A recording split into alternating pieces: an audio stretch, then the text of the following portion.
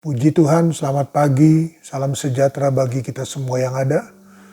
Kembali Gereja Pantai Kosta di Indonesia, Jemaat Villa Melati Mas bersama dengan Pendeta Cornelius Abraham akan menyampaikan firman Allah renungan untuk kita semua pada pagi hari yang indah ini. 2 Raja-Raja pasalnya yang keempat, ayatnya yang ke-8.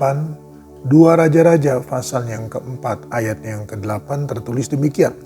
Pada suatu hari Elisa pergi ke Sunem. Di sana tinggal seorang perempuan kaya yang mengundang dia makan.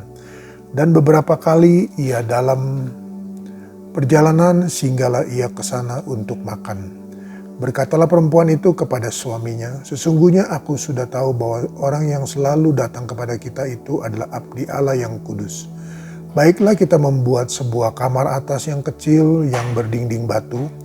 Dan baiklah kita menaruh di sana baginya sebuah tempat tidur, sebuah meja, sebuah kursi, dan sebuah kandil. Maka apabila dia datang kepada kita, ia boleh masuk ke sana." Pada suatu hari datanglah ia ke sana, lalu masuklah ke kamar atas itu dan tidur di situ. Kemudian berkatalah ia kepada Gehazi, bujangnya, "Panggillah perempuan Sunem itu." Lalu dipanggilnya perempuan itu dan dia berdiri di depan Gehazi.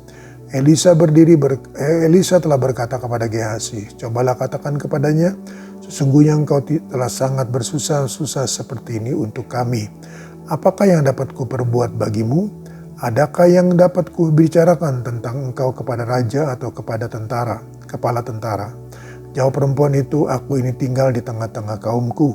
Kemudian berkatalah Elisa, "Apakah yang dapat kuperbuat bagimu?" Jawab Gehazi, Ia tidak mempunyai anak dan suaminya sudah tua." Lalu berkatalah Elisa, "Panggillah dia." Dan sesudah dipanggilnya, berdirilah perempuan itu di pintu. Berkatalah Elisa, "Pada waktu seperti ini juga tahun depan engkau ini akan menggendong seorang anak laki-laki." Tetapi jawab perempuan itu, "Janganlah tuanku, ya abdi Allah, janganlah berdosa kepada hambamu ini." Mengandunglah perempuan itu, lalu melahirkan seorang anak laki-laki pada waktu seperti itu juga pada tahun berikutnya, seperti yang dikatakan Elisa kepadanya. Saudara kasih Tuhan, ada beberapa poin yang kita akan lihat dalam ayat-ayat yang kita sudah baca ini. Tetapi mungkin kita tidak bisa menyelesaikannya karena ini adalah menyapa. Jadi waktunya sudah tidak cukup banyak untuk kita membahas satu persatu. Tapi malah pada pagi hari ini kita akan melihat terlebih dahulu apa yang menjadi satu kondisi yang dijalani oleh perempuan Sunem itu dan dia mendapatkan berkat kalau kita membaca dari ayat 8 sampai ayat yang ke-17. Tapi mari pada pagi hari yang indah ini kembali kita melihat dalam ayat yang ke-8. Pada suatu hari Elisa pergi ke Sunem. Di sana tinggal seorang perempuan kaya yang mengundang dia makan, dan beberapa kali ia dalam perjalanan singgahlah ia ke sana untuk makan. Berkatalah perempuan itu kepada suaminya, "Sesungguhnya aku sudah tahu bahwa orang yang selalu datang kepada kita itu adalah abdi Allah yang kudus. Baiklah kita membuat sebuah kamar yang atas yang kecil yang berdinding kayu batu, dan baiklah kita menaruh di sana baginya sebuah tempat tidur, sebuah meja, sebuah kursi, dan sebuah kandil. Maka apabila ia datang kepada kita, ia boleh masuk ke sana." Saudara kasih Tuhan, mari kita melihat bahwa yang pertama, bahwa Elisa datang ke Sunem itu dan masuk ke rumah perempuan kaya itu. Pertama, bukan karena ia seorang perempuan yang kaya, maka Elisa datang kepadanya. Ayat firman Tuhan berkata dalam ayat yang ke-8 bahwa di sana tinggal seorang perempuan kaya yang mengundang dia makan. Jadi saudara kasih Tuhan, mari kita lihat bahwa seorang yang menghargai posisinya, kedudukannya, jabatannya, bukan profesi saudaraku, tetapi adalah melayani dan pelayanan. Saudara kasih Tuhan, dia akan tidak sembarangan untuk mencari orang-orang yang memiliki harta. Elisa ini masuk ke rumah perempuan kaya itu karena ia diundang makan. Itu yang pertama saudaraku. ia diundang makan. Kita belajar saudara kasih Tuhan, kita menghargai juga seorang hamba Tuhan. Kalau kita tahu ada seorang hamba Tuhan yang dikatakan dalam ayatnya yang ke-9, berkatalah perempuan itu kepada suaminya, sesungguhnya aku sudah tahu bahwa orang yang selalu datang kepada kita itu adalah abdi Allah yang kudus. Saudara kasih Tuhan, kita juga harus mengerti, kita harus memahami, dan kita harus mengenal. Saudaraku, jangan kita sembarangan saudara kasih Tuhan menerima orang-orang yang kita tidak kenal, yang kita tidak tahu, tetapi saudara kasih Tuhan mempunyai perkataan yang manis dan sebagainya. Jadi yang pertama saudaraku, bahwa perempuan ini mengundang Elisa. Dan Elisa datang ke sana, dan perempuan ini saudara kasih Tuhan mengenal Elisa dengan baik. Karena dikatakan bahwa beberapa kali ia singgah di sana. Beberapa kali ia singgah di sana. Jadi dari percakapan demi percakapan terjadi satu pengenalan yang baik saudara kasih Tuhan, pengenalan yang baik dan juga saling mengenal saudara kasih Tuhan. Dan perempuan ini berkata dalam ayat yang ke-9 kepada suaminya, sesungguhnya aku sudah tahu bahwa orang yang selalu datang kepada kita itu adalah abdi Allah yang kudus. Ayat 10, baiklah kita membuat sebuah kamar atas yang kecil yang berdinding batu, dan baiklah kita menaruh di sana baginya sebuah tempat tidur, sebuah meja, sebuah kursi, dan sebuah kandil. Maka apabila ia datang kepada kita, ia boleh masuk ke sana. Saudara kasih Tuhan, ayat 11 saya baca lagi. Pada suatu hari datanglah kepada sana, ia ke sana, lalu masuklah ke kamar itu dan tidur di situ. Saudara kasih Tuhan, mari. Yang kedua, kita dapat tidak kasih Tuhan dari ayat yang ke-9 sampai ayat yang ke-10. Bahwa perempuan itu, saudaraku, rindu untuk bukan hanya menjamu Elisa, tetapi juga saudara kasih Tuhan menyediakan sesuatu yang lebih daripada menjamu, yaitu menyediakan sebuah kamar, membuatkan sebuah kamar untuk Elisa tinggal dan bermalam di rumah itu. Saudara kasih Tuhan, mari. Yang pertama saudaraku yang saya ingin katakan lagi bahwa perempuan Sunam itu membuat sebuah kamar saudara kasih Tuhan. Karena apa? Karena saudara kasih Tuhan, sebelum Elisa tidur saudaraku, mereka akan bercakap-cakap. Membahas apa saudaraku? Membahas firman Tuhan. Belajar lebih dalam itu saudaraku. Lebih dalam lagi perempuan Sunam itu ingin lebih dalam lagi mengenal Elisa, dan ingin lebih dalam lagi saudara Tuhan mempelajari firman Allah. Nah, yang kedua saudaraku dari dua ayat ini adalah bahwa dia adalah seorang perempuan yang menghargai seorang suami. Seorang istri yang menghargai seorang suami saudaraku. Dia tidak sembunyi-sembunyi saudara dalam menjalankan apa yang menjadi rencananya, kerinduannya. Tetapi dia menyatakan, dia memberitahu kepada suaminya bahwa aku rindu untuk membuatkan dia sebuah kamar untuk dia tempati dan bermalam.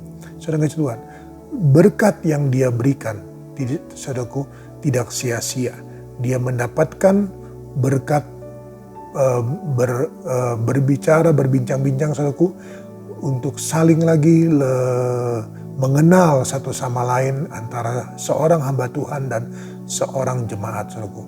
Dan juga yang kedua, dia rindu untuk membuatkan sebuah kamar saudaraku. Dan kamar itu dikatakan bahwa bukan hanya sebuah kamar yang dibuatkan saudaraku, tetapi dia menyediakan semua yang dibutuhkan. Ada tempat tidur, ada meja, ada kursi, dan ada sebuah kandil saudaraku. Mari saudara kasih Tuhan, kita melihat di sini, dia berkata kepada suaminya, dia saudara Tuhan, untuk kita mendapatkan saudara kasih Tuhan restu atau perkenanan daripada Allah saudara Tuhan, di dalam kita menjamu, di dalam kita menyediakan segala sesuatu, di dalam kita saudara Tuhan menyatakan kerinduan kita untuk pekerjaan Tuhan kah, untuk pelayanan saudara Tuhan, untuk hamba Tuhan kah saudaraku, mari jangan sembunyi-sembunyi. Suami istri saudaraku harus sehati, harus seia sekata, harus sepakat. Kalau saudara Tuhan satu sama lain saudaraku tidak sepakat, jangan diteruskan. Tunda dulu saudaraku, biarlah jangan hanya istri yang mengenal hamba Tuhan. Suami pun saudaraku harus diajak. Suami pun saudaraku ketika belajar firman Tuhan saudaraku harus juga ada di sana. Ada haleluya. Saudara kasih Tuhan, mari. Firman Tuhan berkata bahwa kita harus saudaraku segala sesuatunya saudara kasih Tuhan harus seimbang saudaraku. Harus seimbang. Jadi kalau ada suami mempunyai kerinduan juga seperti perempuan Sunam ini saudaraku, mari ajak istrimu untuk bercakap-cakap dengan seorang hamba Tuhan yang kudus dikatakan, yang suci saudaraku, yang benar, yang tidak mempunyai motivasi dengan hal-hal yang negatif. Sekali lagi, mari pada pagi hari yang indah ini kita belajar bahwa Elisa datang ke perempuan itu makan saudaraku, diundang, bukan datang karena ingin makan saudaraku, tetapi karena dia diundang dan dia dijamu. Yang kedua, mari perempuan itu saudaraku ingin mengenal Elisa lebih dalam lagi, maka dia berencana untuk membuatkan sebuah kamar baginya dan menyediakan pelayanan saudaraku lebih lagi dengan perangkat-perangkat untuk mengisi kamar itu. Dan lebih lanjut dikatakan bahwa perempuan itu saudara Tuhan menyatakan kepada suaminya, saya ulangi lagi, harus sepakat, harus seia sekata, harus sehati. Jangan sembunyi-sembunyi. Sampaikan kepada suamimu, sampaikan kepada istrimu kerinduanmu untuk pekerjaan dan pelayanan Tuhan di mana engkau ditempatkan. Di mana engkau ditempatkan, saudaraku. Itulah yang engkau harus punya kerinduan dan itulah yang menjadi utama yang harus engkau lakukan. Yang kedua, ajak suamimu, ajak istrimu untuk apa, saudaraku? Perempuan ini membuat sebuah kamar, tujuan adalah untuk agar Elisa bukan hanya makan lalu pergi, saudaraku, tetapi juga bermalam, saudaraku. Dan sebelum dia tidur, saudaraku, mereka akan bercakap-cakap. Apa yang dipercakapkan, saudaraku? Tadi lebih saling mendekatkan diri, mengenal lebih dalam, dan yang kedua, dia rindu untuk belajar firman Tuhan. Ajaklah suamimu, ajaklah istrimu untuk sama-sama belajar firman Tuhan. Kita datang pada Tuhan dalam nama Yesus. Tuhan, kembali hamba-Mu datang padamu, membawakan dan menyerahkan seluruh kawanan domba dalam tangan-Mu. Begitu indahnya Tuhan bersabda pada pagi hari yang indah ini. Biarlah Tuhan Yesus, Tuhan kami, Tuhan hamba-hamba-Mu mempunyai motivasi yang benar di hadapan Tuhan. Bahwa kami Tuhan datang mencari seseorang bukan karena kami mau Tuhan apa yang menjadi kekayaannya, apa menjadi kepunyaannya, apa menjadi miliknya. Tetapi karena mereka Tuhan menghargai kami hamba-hamba Tuhan. Dan mereka mau mengundang, dan mereka mau Tuhan Yesus makan bersama. Dan juga mau Tuhan Yesus belajar kebenaran-kebenaran firman-Mu. Hamba-Mu berdoa agar seluruh umat-umat-Mu Tuhan, suami istri Tuhan, saling Tuhan Yesus menghargai, saling terbuka, saling sepakat, saling seia sekata, bukan sembunyi-sembunyi Tuhan, melainkan semuanya Tuhan Yesus maju bersama, bertumbuh bersama, dan nama Tuhan dipuji diagungkan. Berkati Tuhan seluruh sidang jemaat-Mu sepanjang hari ini dalam seluruh aktivitas kegiatan mereka, apapun bidang usaha mereka, pekerjaan mereka, semua diberkati oleh Tuhan. Anak-anak-Mu Tuhan yang sekolah, anak-anak-Mu yang kuliah, Engkau berikan hikmat Tuhan dalam menjalankan semua ini. Terima kasih, terima kasih, terima kasih. Lawatlah umat-Mu Tuhan dimanapun mereka berada, jamalah mereka dan berkatilah mereka Tuhan. Dalam nama Tuhan Yesus Kristus, haleluya, amin. Tetap semangat, jangan kendor.